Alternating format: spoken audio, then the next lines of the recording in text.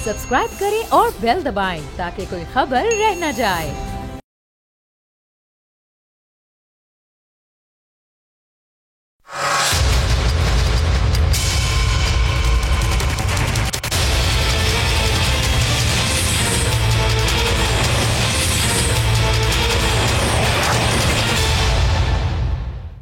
बिस्मिल्लाहिर्रहमानिर्रहीम, अस्सलाम वालेकुम। मैं हूं जैस्मीन मंजूर and welcome to the show. नाज़रीन, पाकिस्तान इस वक्त एक बहुत बड़े मैं समझती हूं कि सियासी और उसके साथ साथ मुआशी मसाइल से गुजर रहा है और मुतवातर मुझे ऐसे लग रहा है कि पिछले चंद सालों से ये एक गंभीर सिचुएशन बन चुकी है। लेकिन अनफॉर्चुनेटली हमें कोई इसके लिए वाज़े तौर पर ऐसी हिकमत अमली नहीं नज़र आ रही। सियासी रहनुमा सियासत के लिए सर जोड़कर बैठे हैं और हर तरह की कोशिशें की जा रही हैं। तहरीके इंसाफ भी अब माजी का किस्सा नजर आ रही है, क्योंकि उनके सारे के सारे मुजाहिद दोस्त, पुराने जानने वाले रिश्तेदार सभी छोड़कर भाग रहे हैं और उसके साथ साथ अपनी अपनी सियासी मंजिलें तलाश कर रहे हैं। वो जो कह रहे थे कि हम तो सियासत को अलविदा कह चुके हैं, आज कहीं और अपनी सियासत का मरकज तलाश कर रहे हैं। सवाल ये पैदा होता है कि अब नई सियासत होगी, लेकिन सारी की सारी सियासत का मरकज इस वक्त पंजाब बना हुआ है और पंजाब में सबसे ज्यादा कलीदी किरदार इस वक्त जो प्ले कर रहे हैं या जो रोल मंजर आम पे सामने आ रहा है वो जहांगीर तरीन साहब का आ रहा है। जहांगीर तरीन साहब वो शख्स हैं जिन्होंने पिछली हुकूमत को बनाने में, संवारने में, सजाने में, धरने लगवाने में, पैसों के हवाले से, जहाज़ों के हवाले से या अपनी वफादारी के हवाले से कोई कमी नहीं छोड़ी और हर तरीके से पूरी तरह सपोर्ट किया। लेकिन साबिक हुकूमत के वक्त में जहांगीर तरीन साहब पे, उनके बेटों पे, उनकी बेटियों पर FIR काटी गई और उसके साथ साथ एक अजीब सलूक था जिसकी कुछ समझ आज तक नहीं आई और फिर राहें जुदा हो गई। जहांगीर तरीन साहब खामोशी से अपने कभी इलाज में और कभी अपनी निजी मसरूफियात में या अपनी बिजनेस में जाहिर सी बात है मसरूफ रहे। लेकिन अचानक हमने ये देखा कि जब ये तितर बितर हुए और इधर उधर भागे तो इन्होंने कोई ना कोई कोना पकड़ लिया। अब इंपॉर्टेंट मुलाकातें हो रही हैं। इसके साथ साथ जहांगीर तरीन साहब तो वापस सरगर्म नजर आ रहे हैं, लेकिन उसके साथ साथ आसिफ अली जरदारी साहब ने भी अपना पूरा को पूरा मोर्चा जो है वो पंजाब में बना लिया है और उसके साथ बहुत सारे तहरीके इंसाफ के टूटे हुए जो लोग हैं वो पीपल्स पार्टी को ज्वाइन भी कर रहे हैं, उनसे राब्ते भी कर रहे हैं और बड़े पैमाने पर सियासत हो रही है। लेकिन पाकिस्तान की इकोनॉमी के हवाले से कुछ अच्छी खबरें हैं और कुछ बुरी खबरें हैं। बजट तो आ जाएगा, लेकिन अवाम के लिए रिलीफ क्या होगा? आज की बड़ी खबर यह है कि रेमिटेंसेस जो हैं उनमें मजीद कमी होती जा रही है और यह भी कहा जा रहा है कि IMF के साथ मामला तय न हो पाए, नई शराइत उनके सामने रख दी जाएंगी, अवाम को रिलीफ तो दिया जाएगा। लेकिन कहां?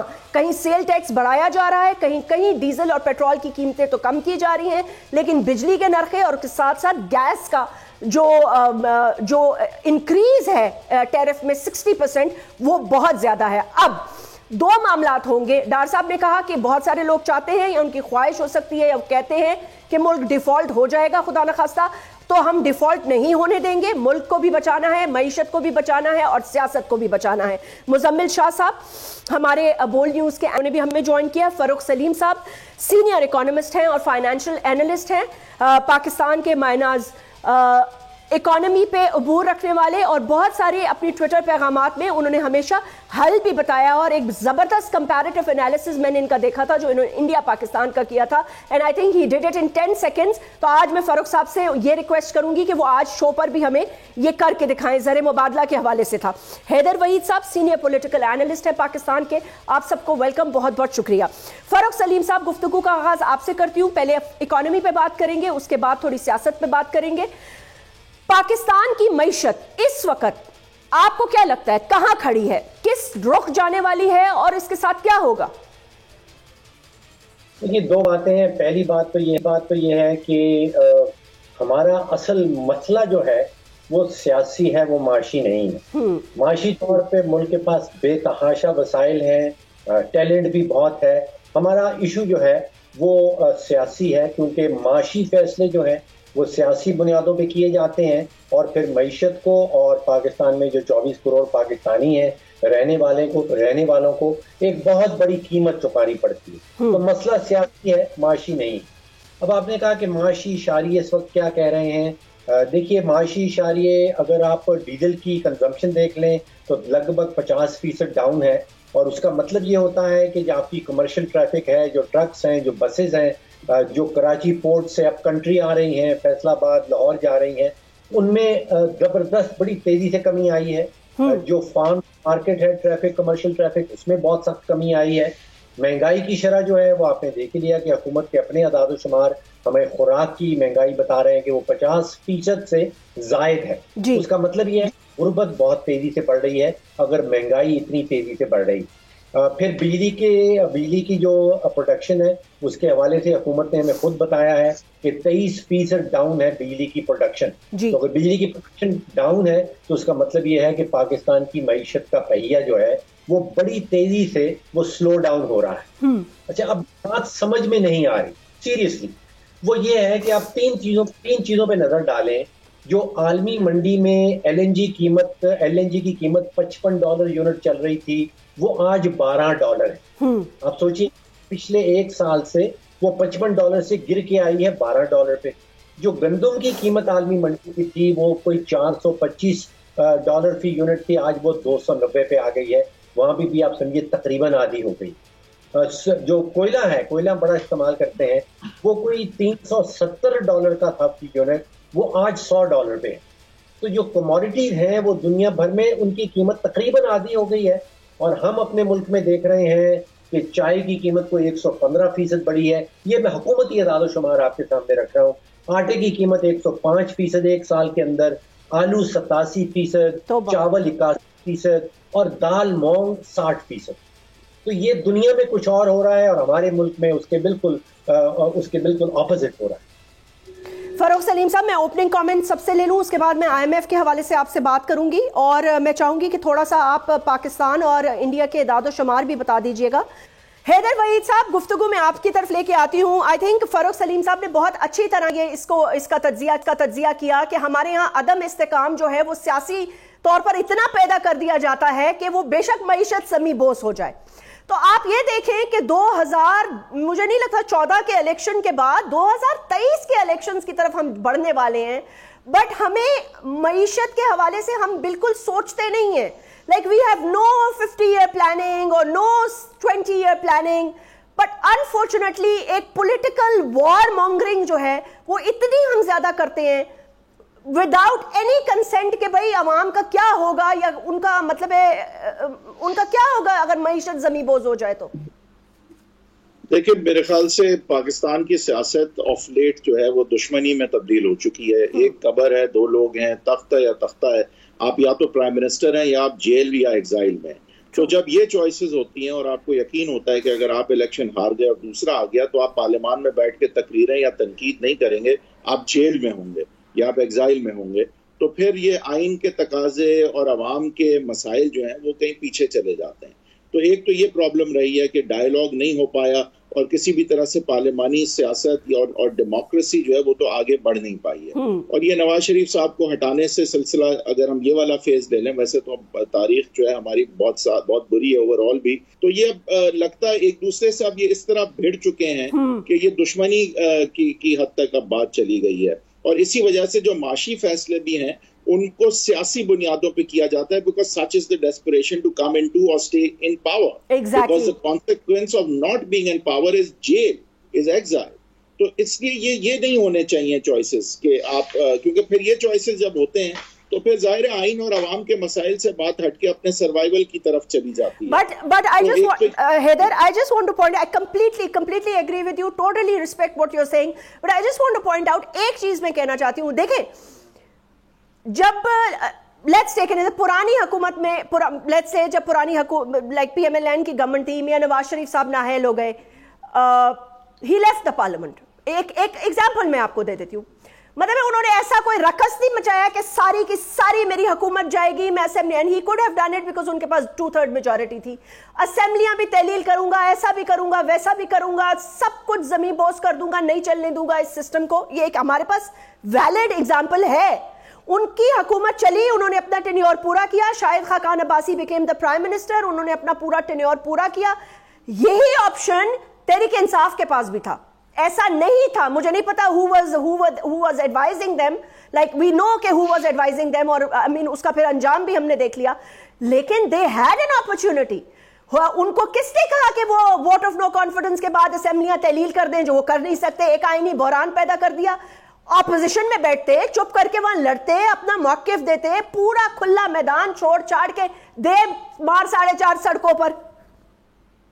دیکھیں اس لیے کیونکہ پاکستان تحریک انصاف کی لیڈرشپ نے آئی تھنک کہ یہ کچھ سوچا کہ کچھ عمریں ایسی ہیں اور کچھ مزاج بھی ایسا ہے, اور پہلے دن جو ہے آئی تھنک کہ کچھ تھوڑی انکریجمنٹ بھی مل گئی جب خود سے کچھ آرگینک سپورٹ نظر آئی, تو کہ آئی تھنک کہ یہ راستہ پھر لیا گیا جو آل اور نتھنگ کا تھا, اور جس میں کیونکہ ایک پاکستان کی تاریخ ہے اس کی نیگیشن میں تھا, کیونکہ ایسا کبھی ہوا نہیں ہے کہ when you get booted out تو آپ کو پھر you have to skip a turn, you have to then cut a new deal and you have to be a good boy before you can come back. اور یہاں پہ جو ہے وہ بیڈ بوائے والا اپروچ لیا گیا ایز اف کہ آل اور نتھنگ ہے. اس کی ایک وجہ یہ بھی ہے کہ باقی جو پارٹیز ہیں وہ ان میں ایک لیگیسی اور ڈائنسٹی ہے, وہ آگے کی جنریشن وہ آگے تک اپنی سیاست دیکھتے ہیں, وہ ایک they can skip a turn. یہاں پہ جو پی ٹی آئی کی لیڈرشپ میں جو ہے وہ آئی تھنک یہ سوچ تھی کہ جیسے ابھی نہیں تو کبھی نہیں والی بات ہے, اور پھر آئی گیس اس طرح کی سپورٹ دیکھنے کے بعد انہوں نے سوچا کہ بھئی یہ تو روز روز نہیں ہوتا تو اس کو کیش کرنا ضروری ہے. حالانکہ پاکستان کی تاریخ کے اور ہسٹری آف پریسیڈنٹ کے وہ بالکل برعکس جا رہے تھے, کیونکہ ایسا کبھی ہوا نہیں ہے. پارشلی ایک کامیابی بائی الیکشن اور پنجاب حکومت واپس لے کے بھی ملی, تو پھر اگین وہ میرے خیال سے حوصلہ بڑا ہوا کہ شاید یہ ہو سکتا ہے پہلی دفعہ. بہت اچھی اپرچونٹیز ملی, لیکن انفارچونیٹلی ان اپرچونیٹیز کو ہائنڈ سائٹ کے ساتھ بہت اچھی طرح 9 مئی کا واقعہ تھا نا, وہ کسی بھی طرح قابل قبول نہیں تھا, وہ ایک بالکل ریڈ لائن تھی اور وہ بالکل احمقانہ بات تھی. اب جو بھی جس حد تک جو بھی انوالوڈ ہے, میرے خیال سے جو بھی ہے وہ بالکل کہا جا سکتا ہے کہ یہ نہ صرف کہ ایک غیر آئینی اور غلط جرم تھا, بلکہ اس سے بڑھ کے یہ ایک سیاسی طور پہ احمقانہ بات بھی تھی, اگر تو اس میں سیاست انوالوڈ ہے. سیاست بہت ہی بری سیاست ہے, مطلب یہ کوئی سیاست نہیں ہے, یہ ایک طرح سے میں سمجھتی ہوں سیلف ڈسٹرکشن کی بات ہے, اور انفارچونیٹلی اسی کورس میں ہم چلے گئے. ڈیسپریشن بھی ہے. دیکھیں یہ اٹ آلسو شوز کہ میچورٹی اور وہ ایک لانجیوٹی اور ایک جو ہوتا ہے کہ ٹھہراؤ کے ساتھ لمبی گیم دیکھنا, وہاں پہ لمبی گیم دیکھنے کا ویژن نظر نہیں آیا, اور انہوں نے کہا کہ چلے T20 بس مار داڑ کر کے, ہاں بس جو ہے ابھی ہو جائے.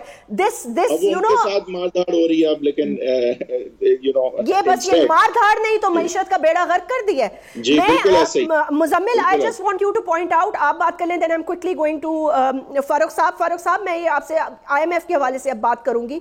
So I just want to throw this question to you so that you're prepared. You always are, but Jasmine, اگر ایک بات I'll come back to you. اچھا اوکے quickly کر دیں. وہ یہ ہے کہ دیکھیں ابھی جو چیز جو ہے وہ پی ٹی آئی نے فیس کی ہے وہ ایکسپیکٹڈ بھی تھی, and I think they ought to have been prepared for it. جو حرکت ہوئی ہے اس کے بعد یہ تو ہونا تھا نا. تو لیکن ہم دیکھتے ہیں کہ وہاں سے عوام جو ایک زیور بن کے اور ایک ان کی اسٹرینتھ بن کے سامنے آئی تھی پچھلے سال میں, وہاں جایا نہیں گیا. ابھی 7 مہینے میں ایک ہی جلسہ کیا گیا, وہ بھی ڈبے میں. اس کے بعد ہم نے بالٹیاں ہی دیکھی ہیں صرف.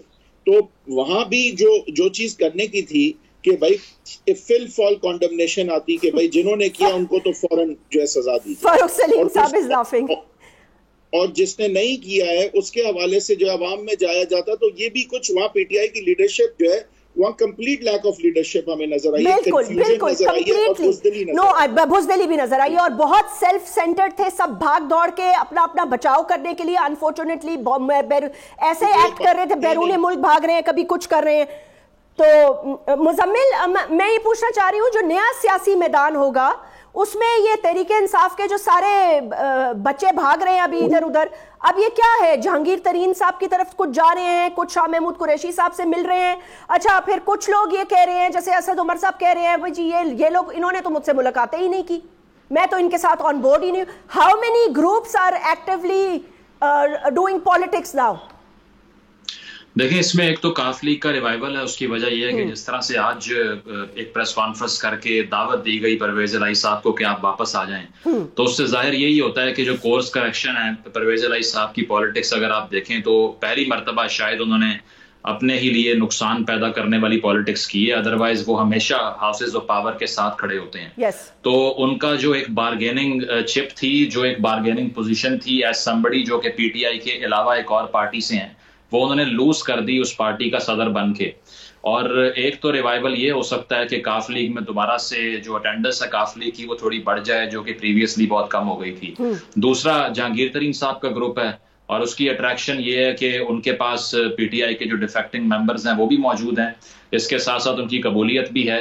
اور شاہ محمود صاحب کا کیس انٹائرلی ڈیفرنٹ ہے، وہ پارٹی اس لیے نہیں چھوڑ رہے کہ بہت سے لوگوں کے نزدیک وہ -1 کا انتظار کر رہے ہیں. اس کی وجہ یہ ہے کہ ان کو معلوم ہے کہ خان صاحب کی غیر موجودگی میں یہ جو فروٹ ہے یہ میری باسکٹ میں گرے گا آ کے. نہیں لیکن ان کو کیوں لگ رہا ہے، یہ ان کو کیوں لگ رہا ہے مزمل، مطلب ہے اگر -1 ہو بھی جاتا ہے یا ہو جائے گا یا ہو رہا ہے، آئی ڈونٹ نو، لیکن مطلب ہے ہاؤ ڈز ہی ایکسپیکٹ کہ ان کو قبول کر لیا جائے گا؟ آپ کو نہیں پتا کہ کتنی رنجشیں اور کتنی زیادہ پولیٹیکل ریولری ہے ان سب کے درمیان.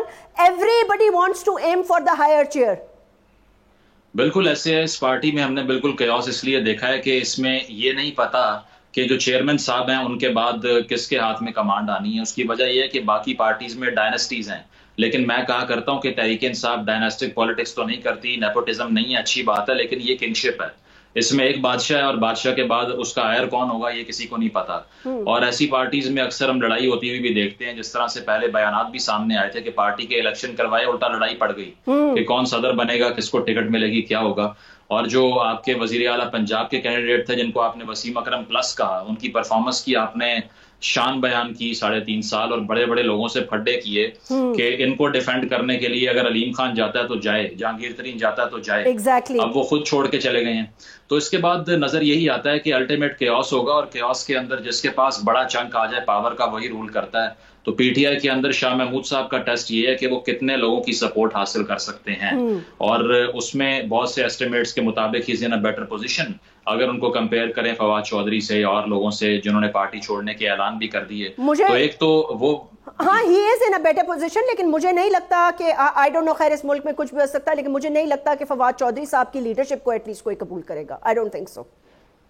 Exactly that could be challenged. اس کی وجہ یہ ہے کہ جب وہ وزیر اعلیٰ پنجاب کے کینڈیڈیٹ بھی بنے تھے تو ان کو ایم پی اے کا ٹکٹ ہی نہیں ملا، کیونکہ ان کو پارٹی نے ہی ریفیوز کر دیا کہ آپ کینڈیڈیٹ نہیں بن سکتے. حالانکہ ان کی ایسپائریشن یہی تھی، انہوں نے بیان بھی دیا آ کر اور یہ بھی کہا کہ اگر دوبارہ بزدار صاحب بنتے ہیں تو میں تو اپوز کروں گا. ہاں بڑے دکھی تھے، اور تھوڑا ووکل بھی رہے ہیں ڈسینٹ کو لے کے. ظاہر ہے سب کی ایسپائریشنز ہوتی ہیں نا، سب چاہتے ہیں کہ پنجاب کا وزیر اعلیٰ، تو آپ کو پتہ ہے پھر یہاں پنجاب کا وزیر اعلیٰ تو کنگ ہوتا ہے. ایک چھوٹا سا وقفہ لیتے ہیں، اس کے بعد فاروق سلیم صاحب کی طرف چلتے ہیں.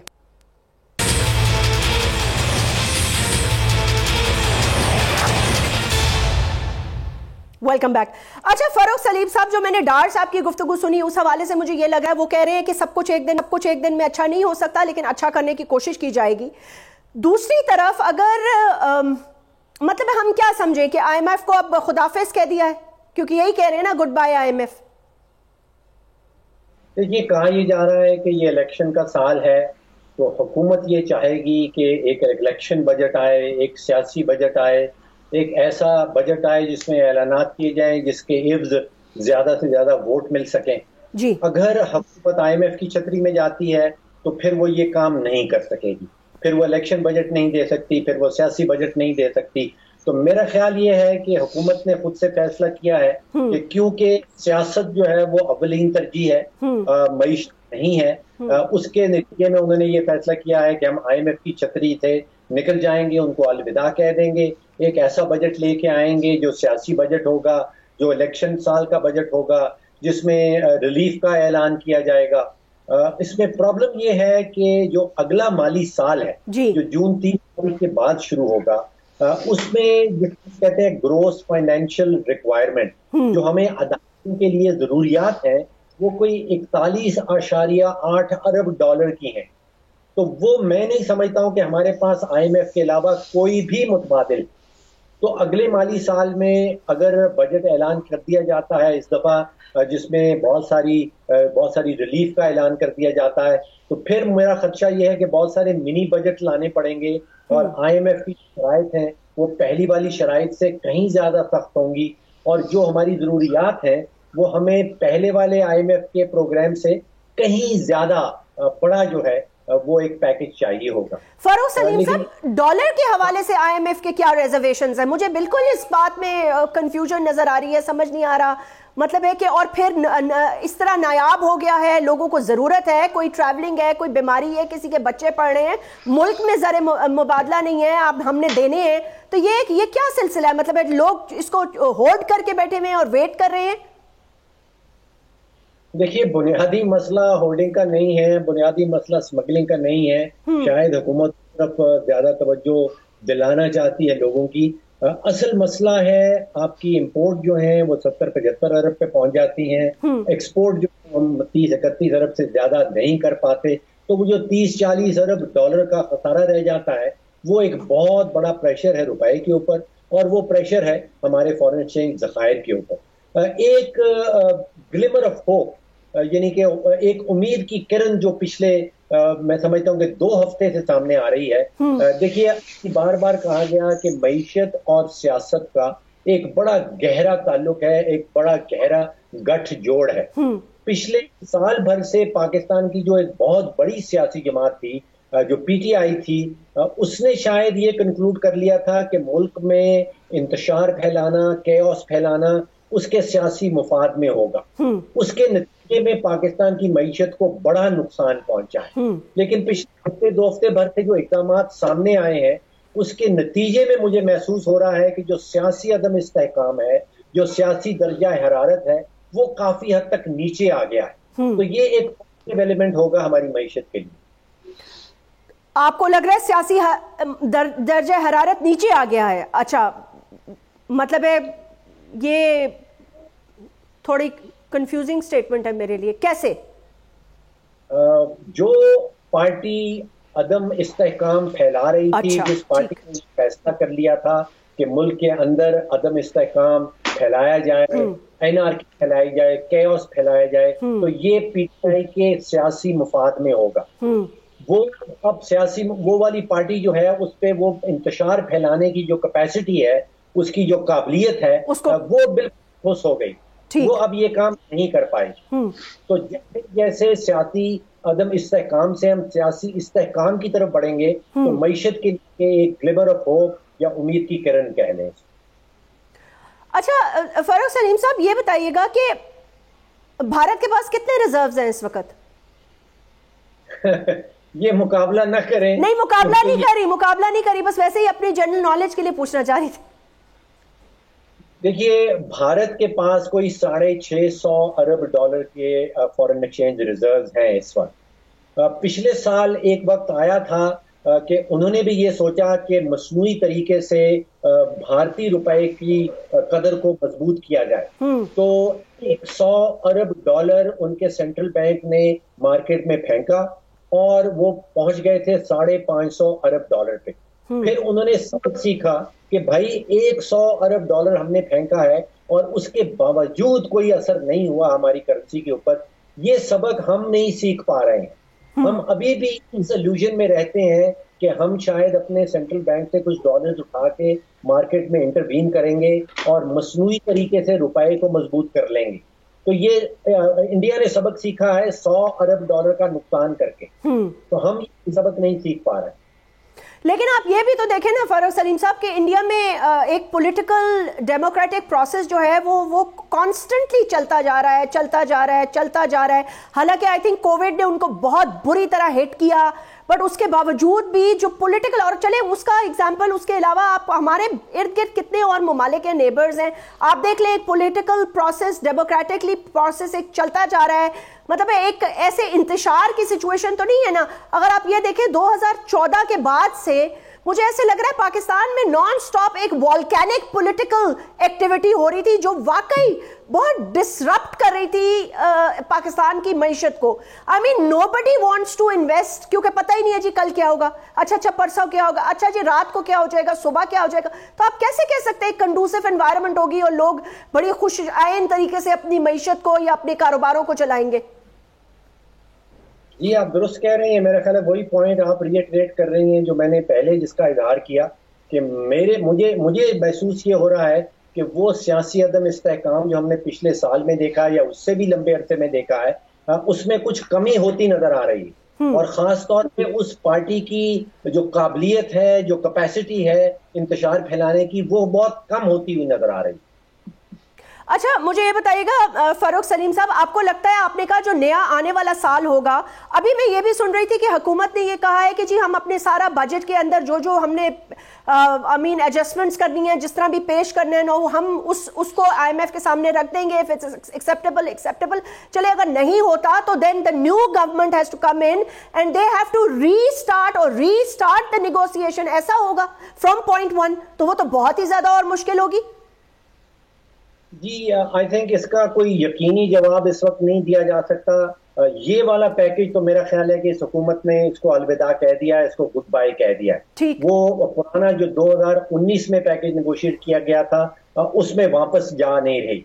اب بات اس چیز کی ہے کہ اگلے مالی سال میرے ذہن میں کوئی متبادل نہیں ہے. There is absolutely no alternative to IMF.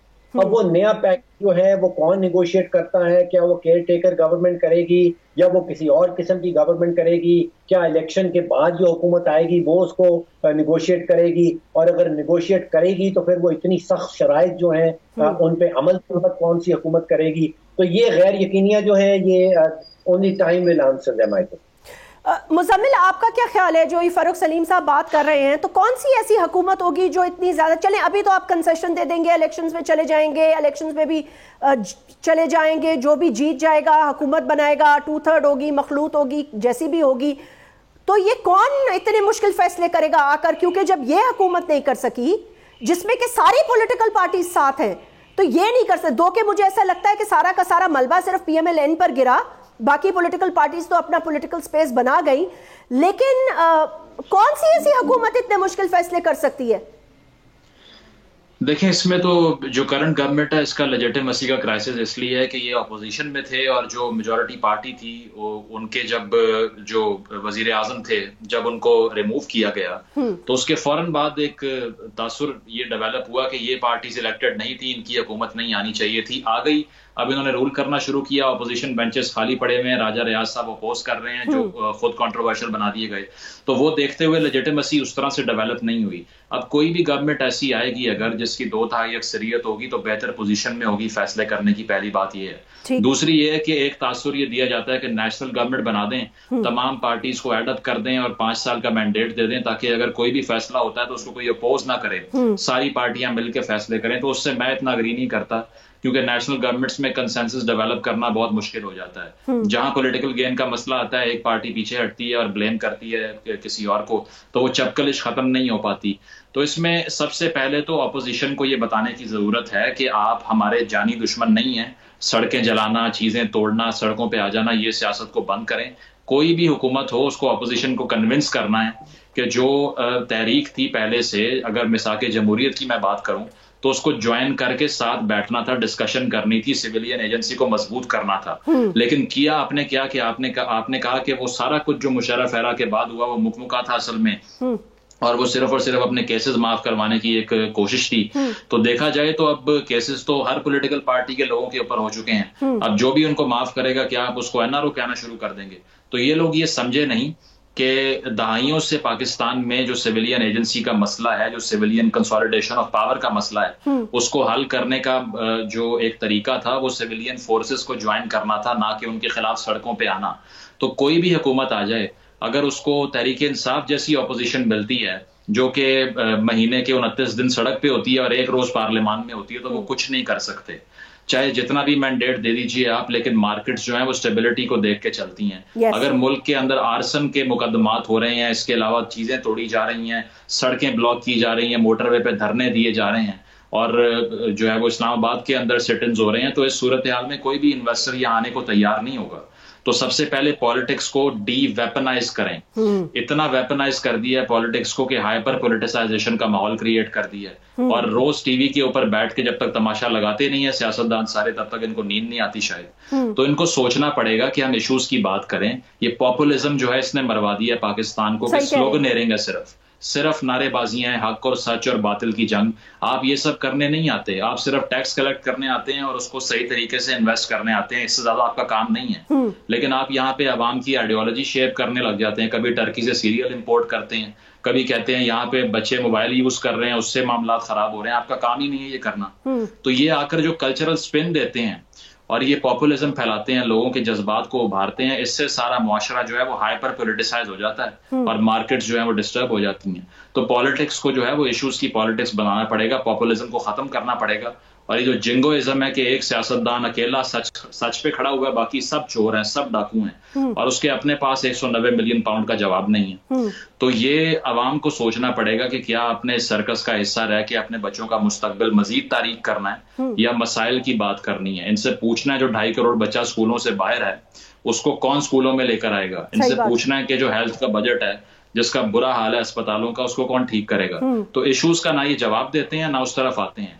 یہ صرف جو ٹک ٹاک پہ چلنے والی ویڈیوز ہیں نا وہ کریٹ کرتے ہیں. صحیح کہہ رہے ہیں آپ, صحیح کہہ رہے ہیں. زیادہ تر سیاست کا جو مرکز ہے نا وہ سوشل میڈیا کے تھرو اپنے پیغامات کو پہنچانا, اپنی پاپولیرٹی کو بڑھانا, اپنے پاپولسٹ ویو کو تقویت دینا, وہ مطلب ہے کہ اس میں بھی کافی اربوں روپے کی جو انویسٹمنٹ ہے اور کافی مینجمنٹ کی جاتی ہے پیسوں کے through. I mean like it's not a game for free people کہ وہ کوئی بھی اٹھے اور اپنی پوری طرح سے اپنی ایک کیمپین چلانا شروع کر دے. بٹ فرق سلیم صاحب, what Muzammil is saying, I think he is making a lot of sense and I really respect his view in this point of view کہ ٹھیک ہے آپ ایک پاپولسٹ ہیں, آپ کی پاپولیرٹی ہے, آپ کو لوگ پسند, بھائی آپ ڈیلیوری کی بھی تو بات کریں نا. اب آپ یہ دیکھ لیں کہ اگر 2014 سے لے کر 2023 تک صرف جلاؤ گھراؤ بد اخلاقی لڑائی جھگڑے کی سیاست آپ نے کرنی ہے تو اس سے مطلب کیا فائدہ ہے, کس کا فائدہ ہے, مجھے یہ نہیں پتا چل رہا.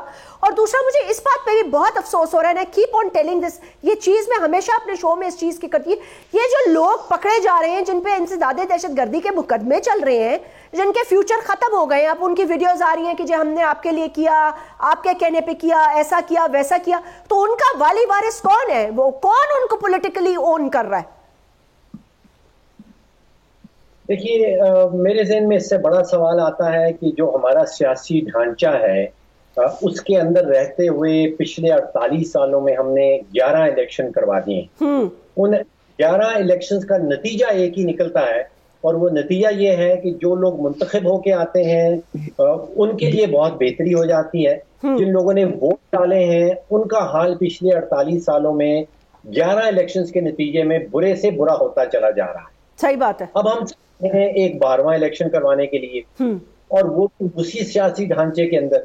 تو وہ آئنسٹائن کہا کرتا تھا کہ اگر آپ ایک ہی ایکسپیریمنٹ کو دہراتے رہتے ہیں اور آپ کی توقع یہ ہے کہ کوئی ڈفرنٹ ریزلٹ نکلے گا, تو اس نے کہا کہ دس از ڈیفینیشن آف انسینٹی, یعنی کہ یہ بے وقوفی کی نشانی ہے, بے وقوفی کی ڈیفینیشن ہے.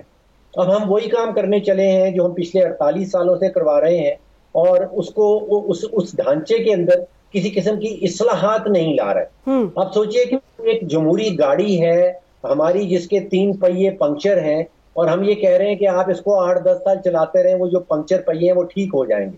ایسا ہونے والا نہیں ہے. پہلے ان کو پنکچر لگانا ہوگا, پھر گاڑی ٹھیک چلے گی. فاروق سلیم صاحب, اگر میں چاہوں کہ آپ ریپ اپ کر دیں آج کے شو کے لیے, you have about a minute اور مور, تو مجھے یہ بتا دیجئے کہ آپ کے خیال میں پھر وہ کیا حکمت عملی ہونی چاہیے, وہ کیا, یہ تو I completely agree with you کہ this is a failed experiment again and again and again and again, تو پھر کیا کیا جائے, نیا کیا کیا جائے؟ دیکھیے ہمارے سامنے ماڈل ایسے موجود ہیں. آپ اٹلی کو اگر دیکھ لیں تو دوسری جنگ عظیم کے بعد لگ بھگ 70 وزرائے اعظم وہاں پہ تبدیل ہوئے ہیں. آپ اندازہ کیجئے سیاسی عدم استحکام کا اٹلی کے اندر کہ ہر سال اوسطاً ایک نیا وزیر اعظم آ جاتا ہے. انہوں نے ماڈل یہ بنایا ہے کہ انہوں نے سیاست اور معیشت کو الگ الگ کر لیا. سیاستدان اپنی سیاست کھیلتے رہے, لیکن معیشت کا جو ہے سیکٹر وہ ایکسپرٹس کے حوالے کر دیا جاتا ہے, اور معاشی پالیسی کے اوپر سیاسی اثر جو ہے اس کو کم سے کم کر دیا جاتا ہے. اسی طرح جاپان نے بھی کوئی اسی قسم کا ماڈل اپنایا ہے. وہاں پہ پچھلے کوئی 20 سالوں میں کوئی 1 درجن سے زیادہ وزرائے اعظم آئے ہیں. برطانیہ میں آپ دیکھ لیجئے, ہمارے ہوتے تھے, ہمارے دیکھے पिछले कोई 2-3 सालों में 3-4 वज़ीर आज़म आ गए जी। लेकिन यहाँ भी पाकिस्तान में ऐसी जरूरत है कि मईशत और सियासत को अलग अलग किया जाए, मईशत और सियासत को अलग अलग किया जाए। फ़ारूक सलीम साहब ने ये मशवरा दिया कि मईशत और सियासत को, मेरे ख्याल से अब तो वक्त वाकई आ गया है कि मईशत और सियासत को अलग अलग किया जाए ताकि सियासतदान अपनी सियासत कर सकें और अपनी पॉलिसीज़ दे सकें, अपना मंशूर दे सकें, और उसके साथ साथ अपने हलकों पे या जो भी उन्होंने सियासत करनी है, तालीम है, हेल्थ है, बहुत सारे और सेक्टर्स हैं जिस पे वो कॉन्सनट्रेट कर सकें, और कोई ऐसे एक्सपर्ट्स हों जो पाकिस्तान की मईशत को 20, 25, 30, 50 साल प्लान के तहत चला सकें। But we can only hope for the best. अपना बहुत बहुत ख्याल रखिएगा। मुजम्मिल, आपका बहुत बहुत शुक्रिया साहब, बहुत अच्छा लगा, thank you very much. Haider Waheed साहब, आपका भी अपना ख्याल रखिएगा, आपसे फिर मुलाकात होगी। अल्लाह हाफिज।